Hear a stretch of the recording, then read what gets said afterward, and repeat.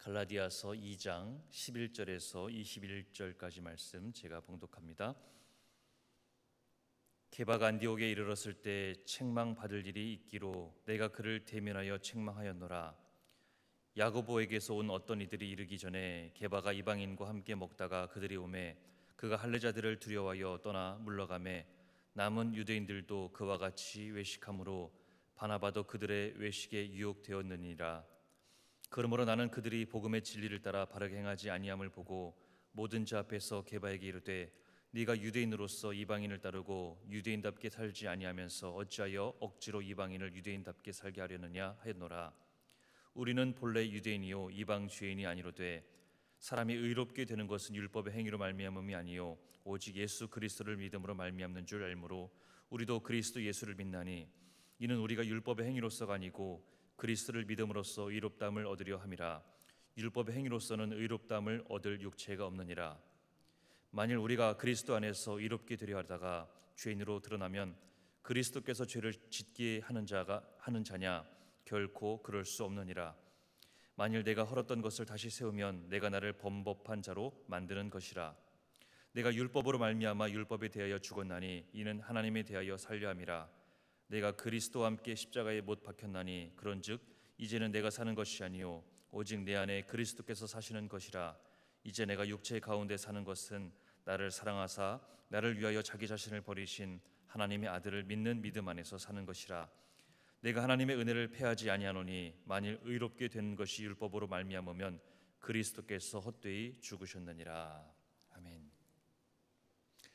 이번 한 주간 계속해서 갈라디아서를 우리가 나누고 있습니다.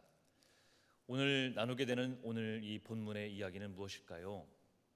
오늘 11절에 게바가 안디옥에 이르렀을 때 바울은 그를 책망하였다라는 이야기로 오늘 본문은 시작을 합니다.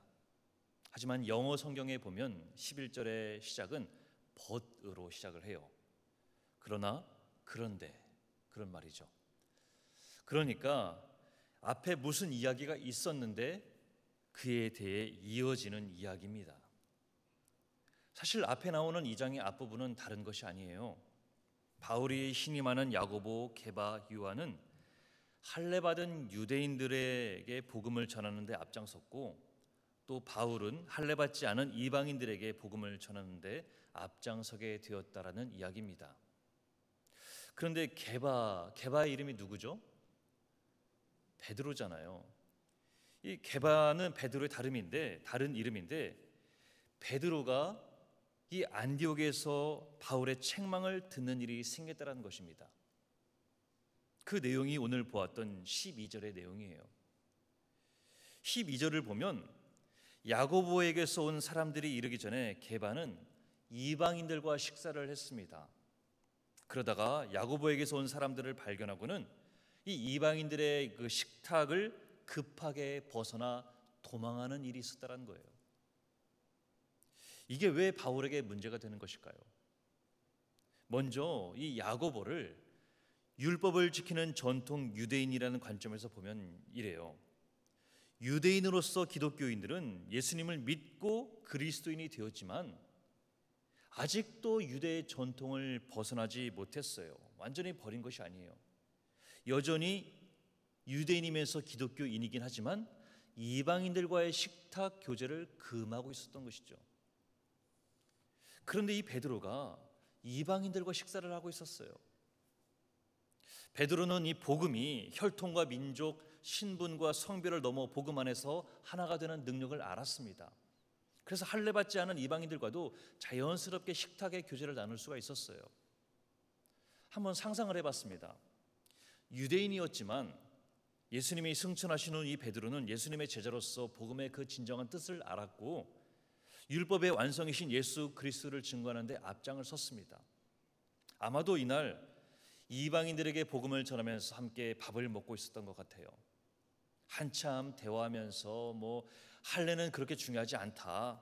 율법보다 더 중요하고 가치 있는 것이 예수 그리스도를 믿는 그 믿음이다. 한참 열변을 늘어놓고 있지 않았을까? 근데 갑자기 야고보에게서 사람들이 왔다는 이야기가 들립니다. 그 소리를 듣고는요 베드로가 자기도 모르게 율법에 따라 행하던 그 본성에 의해서 그만 이방인들과 함께 식사를 하다가 그 식탁을 박차고 일어나 도망가는 일이 벌어졌던 거예요. 순식간이었어요. 그리고 그 모습을 보던 다른 유대인들도 그리고 바나바도 똑같이 따라했다는 것이 오늘 13절의 이야기예요. 그 모습을 바라본 바울이 게바 베드로를 공개적으로 책망하는 것입니다. 바울도 예수님의 수제자로 알려졌던 베드로를 공개적으로 비난하고 책망하는 것이 쉽지 않았을 거예요. 하지만 그만큼 이것이 중요한 일이었고 베드로도 이해해 줄 것이라는 그 믿음이 있었기에 가능하지 않았을까 생각을 해봅니다. 그 책망의 내용이 14절이에요. 게바에게 이르되 네가 유대인으로서 이방인을 따르고 유대인답게 살지 아니하면서 어찌하여 억지로 이방인을 유대인답게 살게 하려느냐. 그래요. 이런 베드로의 모습은 바울이 볼 때 위선적 모습이란 거예요. 그렇잖아요. 예수님을 믿는 것, 믿으면 할례는 중요한 것이 아니라고 민족과 신분, 성별을 다 넘는 것이 예수 그리스도의 은혜라고 전하면서 그렇게 이방인들과 식사를 하던 베드로였는데 정작 유대인 성도 몇 사람이 왔다라는 소식에 그만 도망을 치고 말았어요. 그 모습을 지켜보던 이들, 그리고 같이 밥을 먹고 있던 이방인들의 입장에서는 뭐가 되겠어요? 이런 베드로의 행동은 이방인들로 하여금 유대인이 되어야 된다라는, 다시 말하면 할례를 받아야 된다라는 보이지 않는 압박, 어떤 강압이 되었던 것이겠죠. 그래서 바울은 어찌하여 억지로 이방인을 유대인답게 살게 하려느냐라고 책망을 하였던 것입니다. 그러면서 바울이 주는 말씀이 16절의 말씀이에요. 우리 16절 말씀 한번 같이 읽어보겠습니다. 16절입니다. 시작.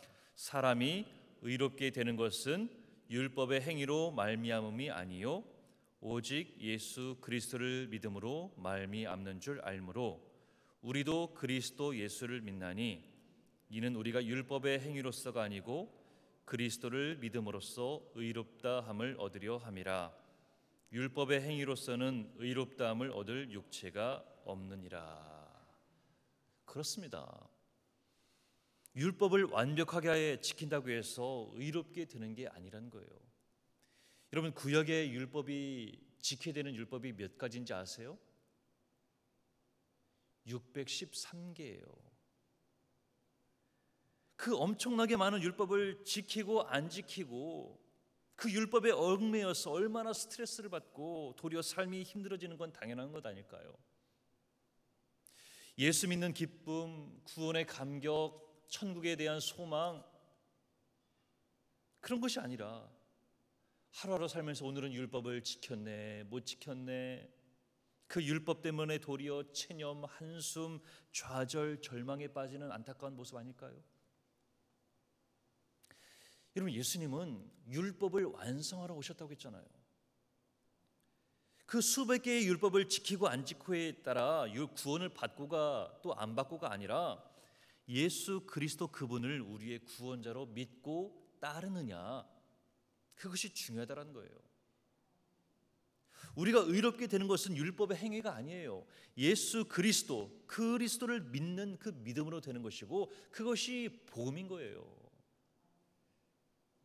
누가복음 18장에 보면 두 사람이 성전에 기도하러 올라갑니다. 한 명은 바리새인이요 다른 한 명은 세리였어요. 바리새인은 서서 따로 기도합니다. 하나님, 나는 다른 사람들 곧 토색 불이 간음하는 자들과 같지 아니하고 이 세리와도 같지 아니함을 감사합니다. 나는 일에 2번씩 금식하고 또 소득의 11조를 드립니다. 하지만 세리는 어땠어요? 바리새인 근처에도 가지 못하고 멀리 서서 감히 눈을 들어 하늘을 쳐다보지도 못하고 가슴을 치며 울며 기도합니다. 하나님, 불쌍히 여겨 주시옵소서. 나는 죄인입니다. 주님은 이 두 사람 중에 도리어 죄 많은 세리를 의롭다 하셨어요. 자기를 높이는 자는 낮아지고 자기를 낮추는 자는 높아질 것이라고 말씀하셨습니다. 오늘 저와 여러분은 이런 세리와 같은 고백이 필요한 거예요. 하나님, 나는 죄인입니다. 나는 하나님의 용서가 필요합니다. 나는 하나님의 사랑이 필요합니다. 나는 하나님의 도움이 필요합니다. 나는 하나님의 보호와 인도하심이 필요합니다. 이 모든 것에 갈급한 자가 복이 있는 거예요. 이런 사람은요, 겉으로 볼 때는 고민하는 사람이고 괴로워하는 사람이고 어떻게 보면 불행한 사람으로 보여요. 하지만 이런 사람이야말로 정말로 고민해야 할 것을 고민하는 사람이고요, 이런 사람이야말로 정말로 괴로워해야 할 것에 괴로워하는 행복한 사람이라는 거예요. 이런 사람이 해방받은 사람이고 이런 사람이 구원받은 사람인 것이죠. 이렇게 주님이 원하시고 찾으시는 사람이 바로 저와 여러분 다 될 수 있길 바랍니다. 오늘 말씀에서 외식하는 인물들 베드로와 바나바로 기록을 하고 있습니다. 여러분, 사실 베드로가 누구이고 바나바가 누구예요? 예수님도 인정한 믿음의 사람들 아니겠어요? 바나바는 바울의 가장 큰 동역자가 아니었던가요? 마태복음 16장에서 내가 네게 이르노니 너는 베드로라, 내가 이 반석 위에 내 교회를 세우리니 음부의 권세가 이기지 못하리라. 내가 천국의 열쇠를 네게 주리니 네가 땅에서 무엇이든 매면 하늘에서도 매일 것이요 네가 땅에서 무엇이든지 풀면 하늘에서도 풀리리라. 예수님께서 베드로에게 천국의 열쇠를 주었어요. 주님으로부터 천국의 열쇠를 물려받은 것이 베드로란 거예요. 그런 그도 지금 외식하는 모습을 보여주고 있어요. 여러분, 이 말이 무엇이겠어요?